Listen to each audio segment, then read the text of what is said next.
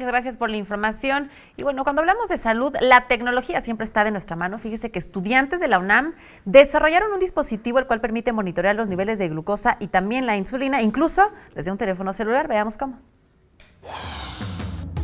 En la UNAM se desarrolla un biosensor en un dispositivo autónomo casero que, a partir de una sola gota de sangre, puede medir simultáneamente glucosa e insulina. Además, es capaz de mandar los datos a una computadora, teléfono o cualquier otro dispositivo electrónico del paciente, de los médicos o de las instituciones de salud, para ayudar a hacer frente al grave problema de salud pública que representa la diabetes.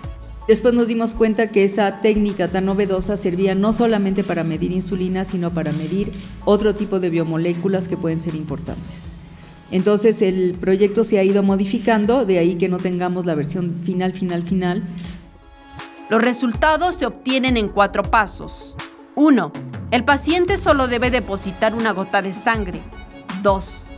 Luego el biosensor realiza la reacción química. 3. Se hace la conversión electrónica donde se adquiere la señal y se traduce en datos. 4. Finalmente, se hace la comunicación para adaptar y enviar el resultado al celular o internet. Es una forma dual de medir varios bioanalitos al mismo tiempo, un método óptico y un método electrónico. Todo esto incorporado en un chip.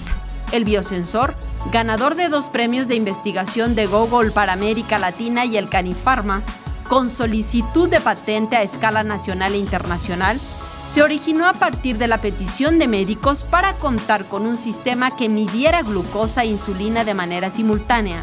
El objetivo también es desarrollar dispositivos para hacer mediciones en donde se necesite, sin que los pacientes tengan que desplazarse grandes distancias o esperar tiempos muy largos.